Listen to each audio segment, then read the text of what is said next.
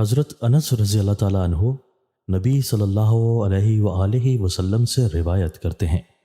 آپ صلی اللہ علیہ وآلہ وسلم نے فرمایا، روز قیامت اللہ جہنم والوں میں سے سب سے ہلکے عذاب میں گرفتار شخص سے فرمائے گا، اگر زمین کی تمام چیزیں تیری ملکیت ہوں تو کیا تو انہیں اس عذاب کے بدلے میں بطور فدیہ دے دے گا؟ وہ عرض کرے گا جی ہاں۔ وہ فرمائے گا، میں نے تجھ سے جب کہ تو آدم علیہ السلام کی پشت میں تھا اس سے بھی معمولی چیز کا مطالبہ کیا تھا کہ تو میرے ساتھ شریک نہ ٹھہرائے گا، لیکن تو نے انکار کیا اور میرے ساتھ شرک کیا۔ حضرت نعمان بن بشیر رضی اللہ تعالیٰ عنہ بیان کرتے ہیں، میں نے رسول اللہ صلی اللہ علیہ وآلہ وسلم کو فرماتے ہوئے سنا، میں نے تمہیں جہنم کی آگ سے آگاہ کر دیا،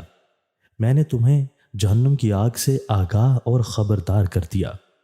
آپ صلی اللہ علیہ وآلہ وسلم بار بار یہ فرماتے رہے، حتیٰ کہ اگر آپ میری اس جگہ ہوتے تو